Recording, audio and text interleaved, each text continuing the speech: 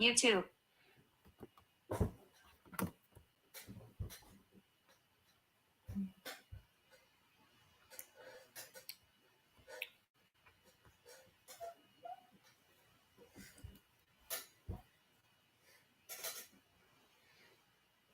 Hogwarts Mystery.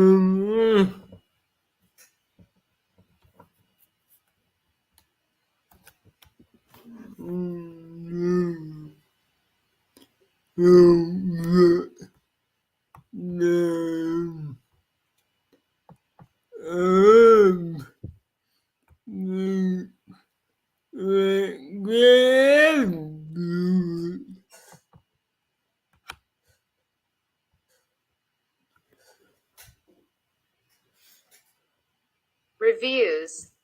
Star Trek: Strange New Worlds Episode 2 Review, Children of the Comet. Star Trek: Strange New Worlds' second episode is a near-perfect balance of character moments and a charmingly simple adventure of the week. This Star Trek: Strange New Worlds review contains spoilers. Star Trek: Strange New Worlds Episode 2. The second installment of Star Trek: Strange New Worlds is as delightfully entertaining as the series premieres, highlighting the fabulous chemistry of this cast and various group permutations and fulfilling the franchise's promise to the letter. Seeking out new life and new civilizations and maybe giving them an unseen helping hand along the way. The beats of this episode are pretty basic. The USS Enterprise is studying an ancient comet which suddenly seems poised to strike and largely destroy an M-class planet in the Persephone system, wiping out the non-warp capable species known as the Deleb that live there. Pike and friends are determined to figure out a way to divert the comet's path.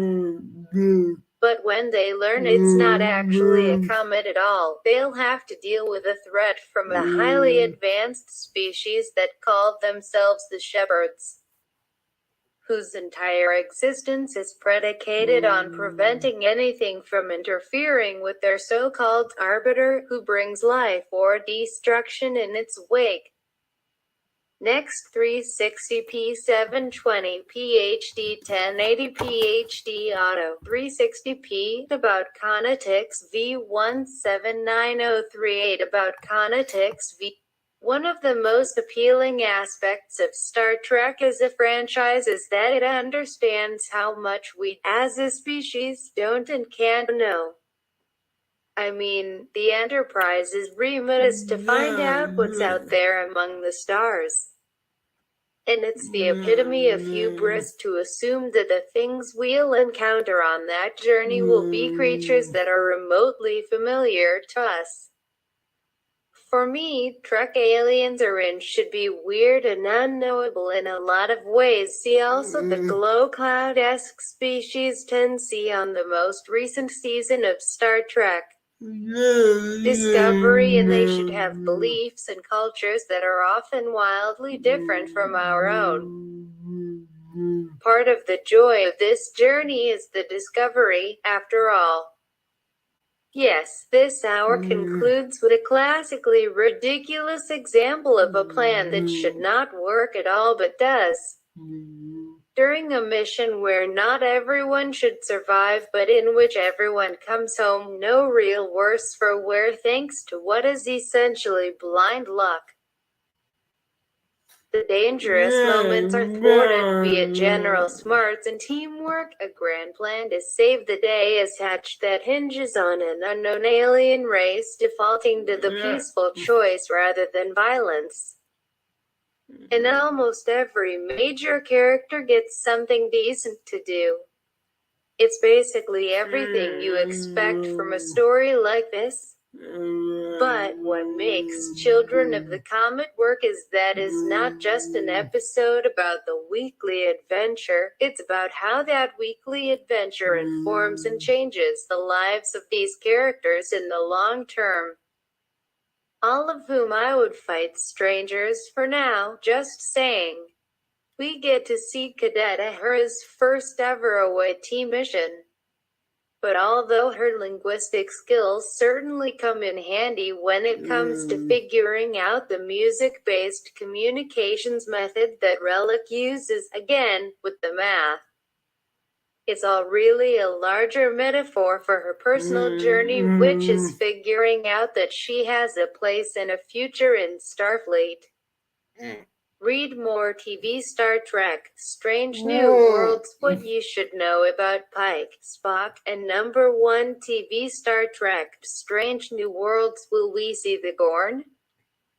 During Pike's family-style captain's dinner, which I desperately hope we see more of this season, and not only because Anson Mount rocks an apron, but because it's so nice to see these characters all get the chance to interact in a low-key, low-stakes setting. Ahura's larger backstory is revealed.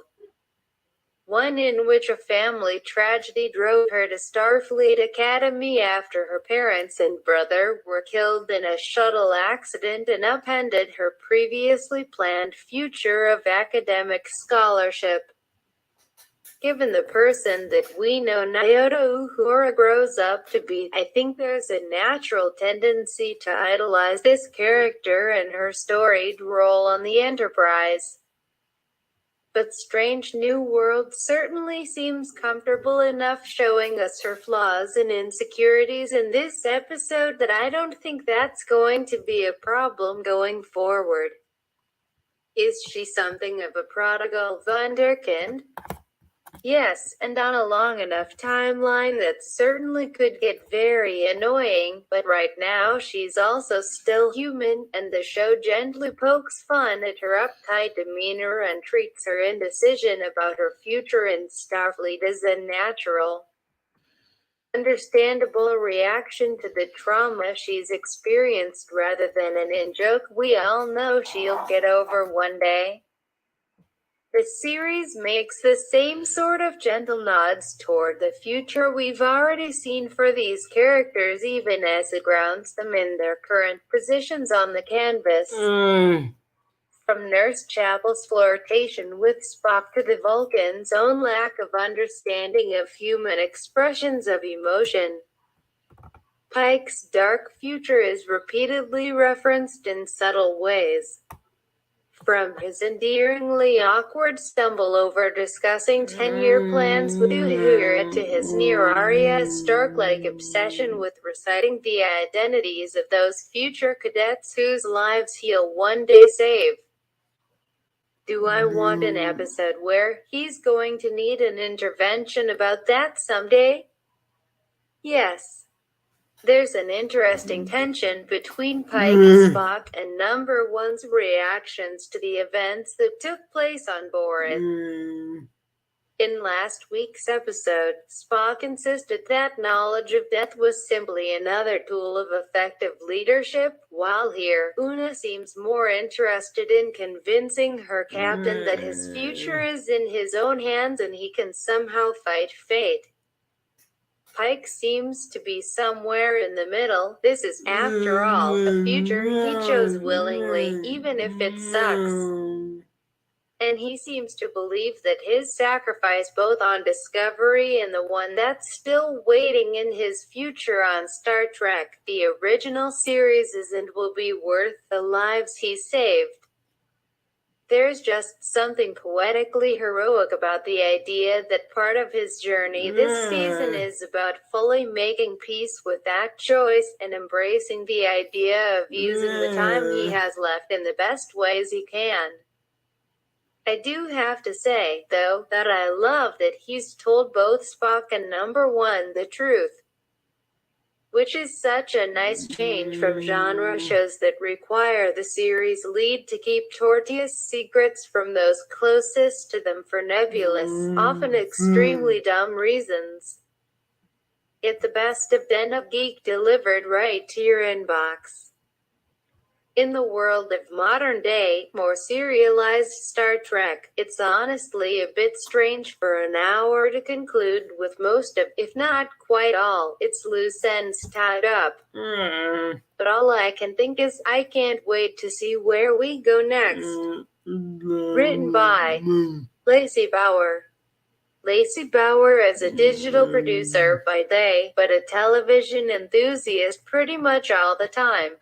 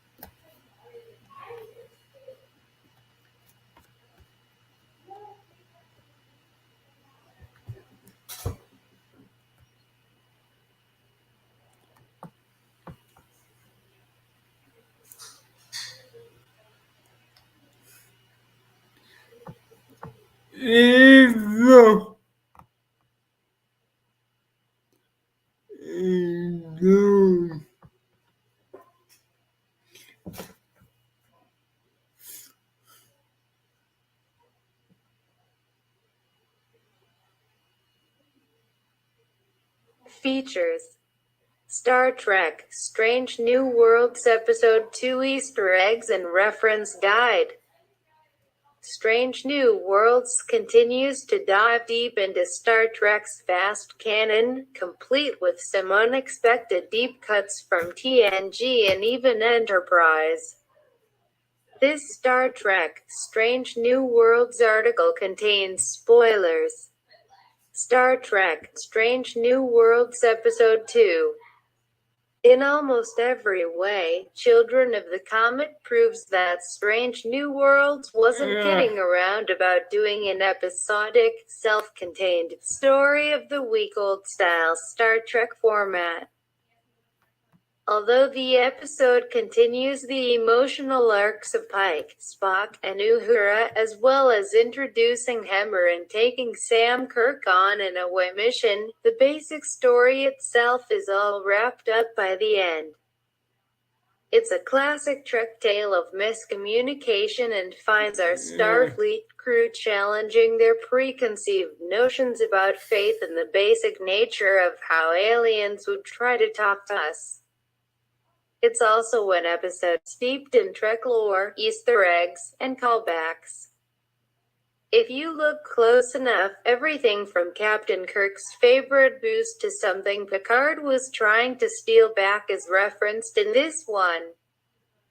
Here's every Easter egg and reference we caught in Children of the Comet. Next 360p720p8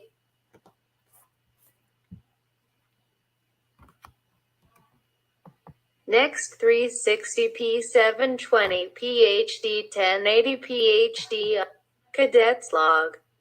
Although the end of the first Strange New Worlds episode of Strange New Worlds ended with Pike recording a supplemental captain's log, that episode did not begin with one. Now, with the second episode of Strange New Worlds, we're back to a very old-school cold opening of having a crew member record a log entry to set the stage. To be clear, Discovery actually does this a lot very often with log entries from Michael Burnham, or more recently in Season 4, Dr. Culber. That said, no live-action Star Trek has ever opened with a log entry recording by Uhura, now played by Celia Rose Gooding. And to make matters even more interesting, because Uhura is a cadet and not even a junior officer yet, her entire approach to recording her log isn't too far off from how the junior officers in lower decks record their logs. Is Uhura now retroactively the first lower decker? Persephone System. The name of the planetary system through which the comet is traveling is called the Persephone System. This name is, in fact, a kind of a low-key spoiler for the entire episode. In ancient Greek mythology, Persephone was the goddess of the underworld, and therefore, the dead. But she was also the goddess of fertility. Because the comet both threatens certain death and is eventually revealed to be helping the planet have better, more fertile soil, almost everything you need to know about this episode is right there in the name. Curiously, Persephone was also the name of one of Adam's sons, Brent Spiner, genetic daughters, who died before Corpus Briones in the recently concluded second season of Star Trek, Picard. The new chief engineer of the Enterprise, Hemmer, Bruce Horrick, may look like an Andorian, but he's actually a member of the Aenar, who are considered a subspecies of the Andorians. First introduced in the prequel series Star Trek Enterprise, in a Season 4 episode called The Aenar, seemingly all members of the Aenar are blind. However, as Spock mentions in this episode, Hemmer has very heightened senses, which includes telepathy. This too was established in Enterprise. This episode also implies that Spock and Hemmer can maybe communicate telepathically with each other, at least slightly. This matches up with what we know about the Aenar from Enterprise. In that series, in the year 2154, the Aenar were outcasts of the Andorians. Now, in the setting of Strange New Worlds, it's over 100 years later, in the year 2259, and it would seem the Ainur are fully integrated into the Federation. Some fans believed that the Andorian villain in the animated series episode Yesteryear was a member of the Ainur. While that's an apocryphal assumption, visually, seeing Spock and Hemmer interact in Strange New Worlds could scan as a kind of Easter egg to Spock and Felin in Yesteryear, if you squint. Because the Ainur only appeared in the series Enterprise, this marks the first time a species that was exclusively created for that series has become a series regular on a subsequent Star Trek series. There are no denobulans India series regulars on Discovery or Picard. Also, from a chronological point of view, Strange New Worlds is, in a sense, a direct sequel to Enterprise in the same way Discovery was for its first 2 seasons. This is also the second episode of Strange New Worlds in a row to overtly reference Star Trek Enterprise. In the first episode, the crew was rescuing the USS Archer, named for Captain Archer, Scott Bakula, from that series. The panel is Nausicaan. Pike telling a story to the crew about chasing a Nausicaan with no pants is pretty great. It's also funny because it establishes that Enterprise captains seem to always be having run-ins with Nausicaans in their younger days. In the famous TNG episode Tapestry, we learned that a young ensign Jean-Luc Picard got into a bar fight with some Nausicaans, which resulted in him getting stabbed through the heart. This redirected Picard's career path somewhat, or at least Q's alternate dimension in that episode makes us think so.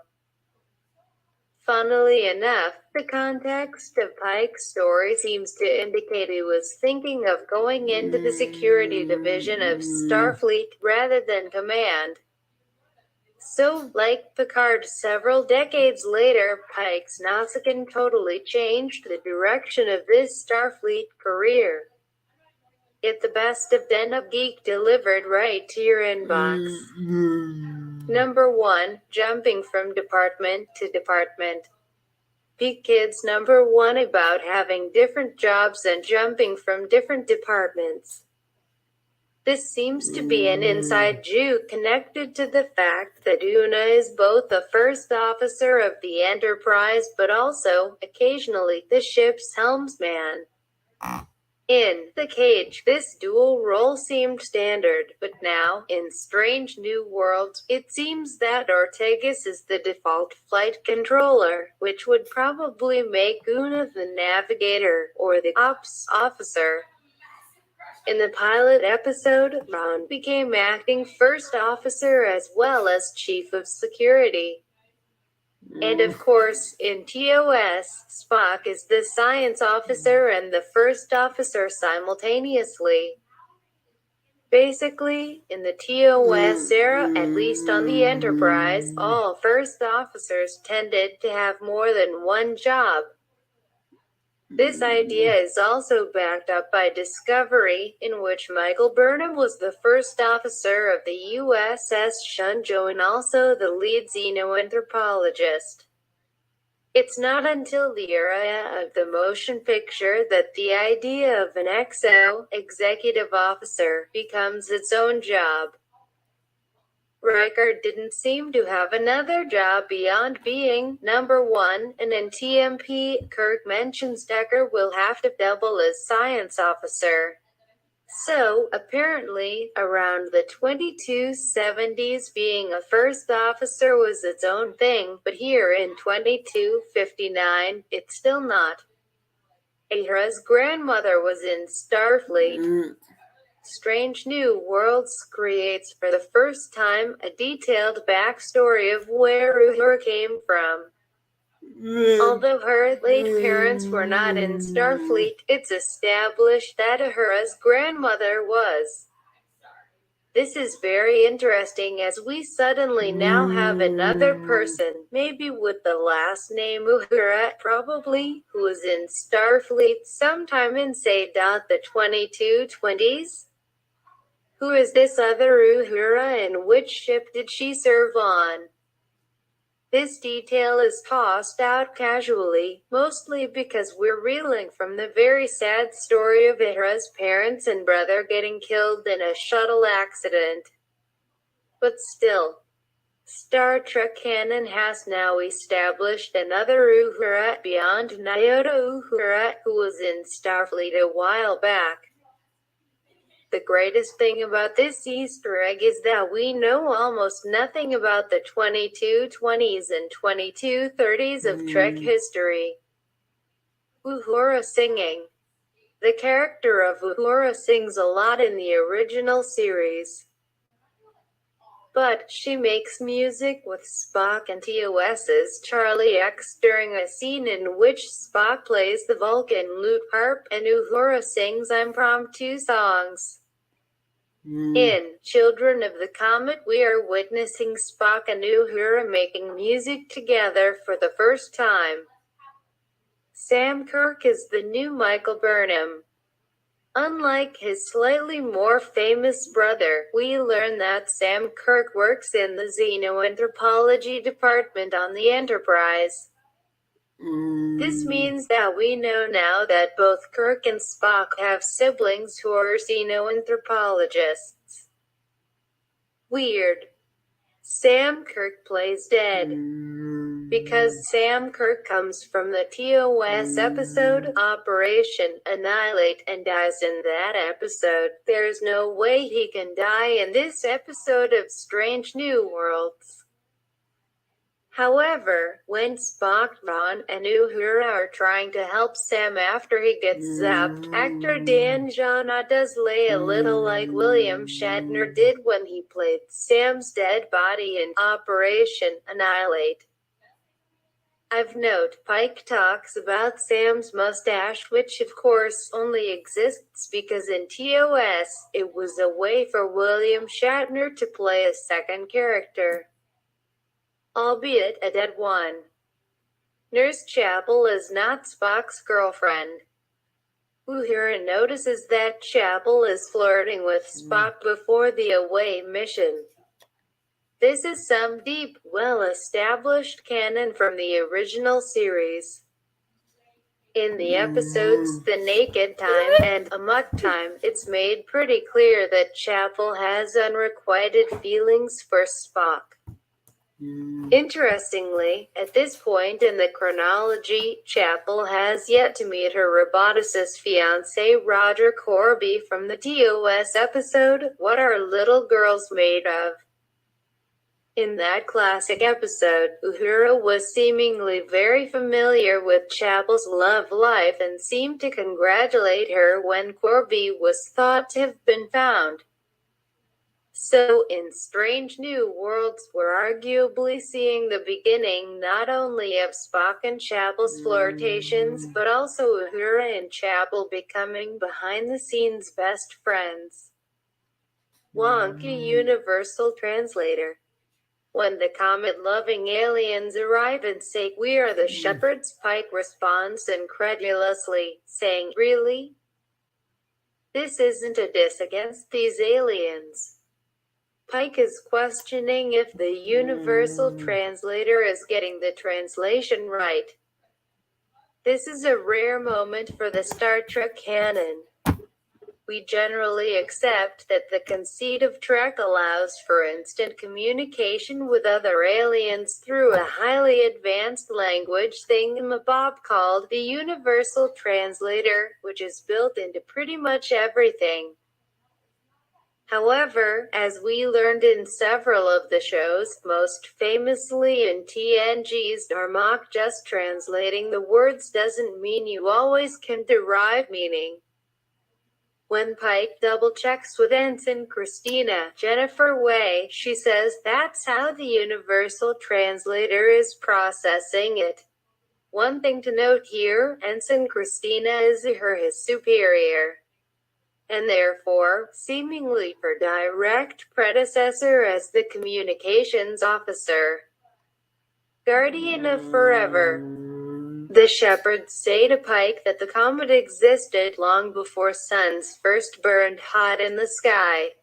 This feels like a direct reference to a line from TOS's The City on the Edge of Forever, in which a time portal known as the Guardian of Forever said to Kirk and Spock, "Since before your sun burned hot in space and before your race was born, I have awaited a question. Escape pattern April Omega-3.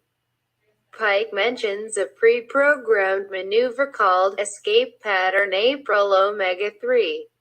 This can only be a reference to Robert April, first captain of the NCC 1701 Enterprise, and canonically introduced by actor Adrian Holmes in the previous episode of Strange New Worlds. Trilithium resin. Pike makes a deep cut when he bluffs the shepherds into thinking the Enterprise will explode because of trilithium resin. This references the Next Generation episode, Starship Mine, written by legend Morgan Gendel, who also wrote The Inner Light. In that episode, terrorists were trying to steal trilithium resin from the ship to sell on the black market to make a weapon. Trilithium is also the central MacGuffin of Star Trek Generations in the sense that Soren made a weapon out of it. That movie featured Kirk and Picard on horses, and funnily enough, Starship Mine also featured Picard being obsessed with horses. And these days, on Strange New Worlds, we know how Pike feels about horses. Pike doesn't ride a horse in this episode, but Uhura does sing, and in the final frontier, her singing enabled Kirk and Spock to steal horses. What does that have to do with trilithium resin? Ask Hammer. Spock's solo shuttle mission. The interior of Spock's shuttle has several flourishes that match the interior of the original series shuttle designs, too. Most notable of these is the little round scanner that appears to be on an arm that can be swiveled. But beyond that, Spock flying a shuttle by himself into a possibly intelligent, mysterious space phenomenon feels like a direct reference to the TOS banger, The Immunity Syndrome, in which Spock flew a shuttle into a huge space amoeba. Like in Children of the Comet, Spock even lost contact. Saurian Brandy in Pike's quarters. While Luna and Pike discuss his grim future and what can be done about it, we see in the background of Pike's room a bottle of Saurian brandy. The shape of this bottle is identical to all Saurian brandy we've seen throughout Trek, starting with TOS's The Enemy Within, other than Romulan ale and Klingon blood wine. It's easily the most famous Star Trek booze, and we have to believe that's what Pike is sipping on in the final scenes of the episode. Written by Ryan Britt. Ryan Britt is a longtime contributor to Den of Geek. He is the author of the forthcoming book Phasers on Stun, How the Making and Remaking. Read more from Ryan Britt.